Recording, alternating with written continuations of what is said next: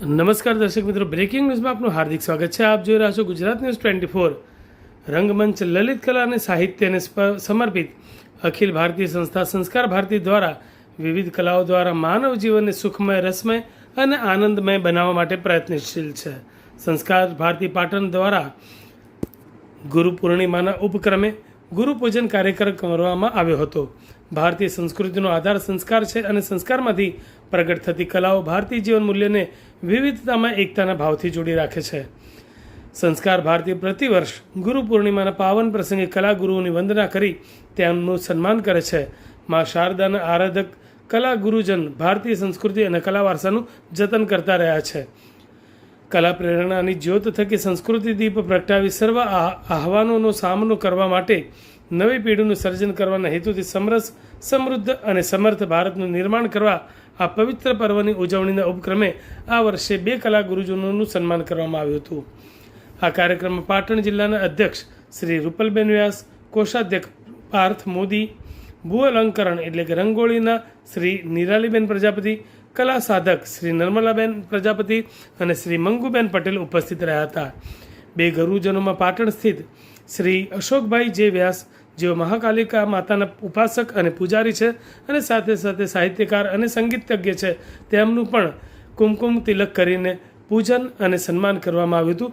જ્યારે સંગીત ક્ષેત્રે પાટણમાં વર્ષો સુધી સંગીતની સેવા આપતા અને સારા ગાયકો અને સારા વાદકોને તાલીમ આપનાર શ્રી કમલેશભાઈ સ્વામીનું પણ સ્વાગત, સન્માન અને કુમકુમ તિલક કરીને તેમનું પૂજન કરવામાં આવ્યું હતું.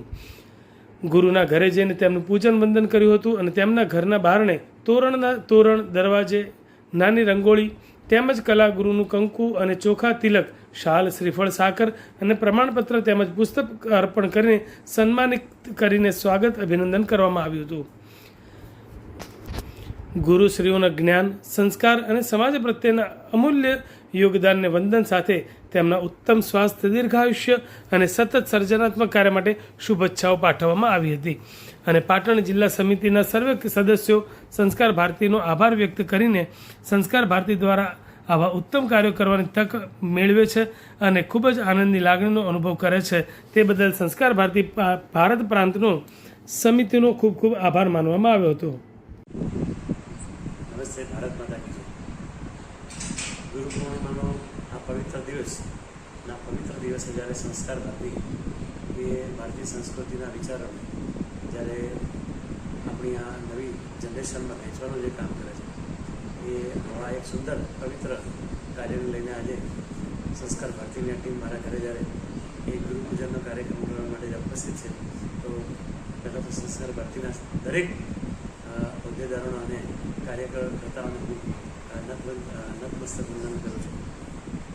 સંસ્કાર ભારતી એ વિવિધ વિધાઓ જે આપણી ભારતીય સંસ્કૃતિની છે એના વિશે ઘણા બધા કાર્યો કરે છે.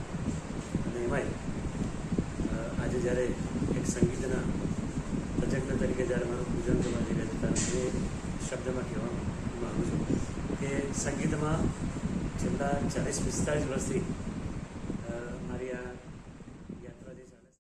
સંસ્કાર ભારતીનો આ જે ઉપક્રમ જે આપણે તમારે લીધો છે અને જે રીતે જે તે લલિત કલાઓની સાથે સંકળાયેલા જે કોઈ ગુરુજનો છે એનું આપ સમજો કે એનું પૂજન કરો છો, એનું બહુમાન કરો છો, એ આમ જોવા જઈએ તો એટલું બધું પ્રશંસનીય છે.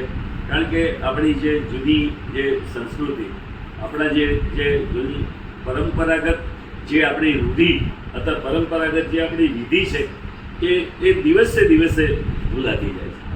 અને આ તમે ખરેખર જોવા જઈએ તો એને તમે આજે ચાલુ રાખી છે, એનો મતલબ જ એવો થયો કે હજી સંસ્કારિતા આ જીવનમાં મરી પડવાની નથી, એટલું તો નક્કી છે.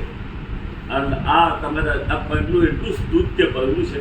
અને જ્યાં સુધી ગુરુજનની વાત કરીએ ને તો હું એવું માનું છું, તમે લોકો બધા અહીં હાજર છો એટલા માટે કહું છું એવું નહીં, પણ ખરેખર બાળક જન્મે એટલે સૌ પહેલાંનું ગુરુ એની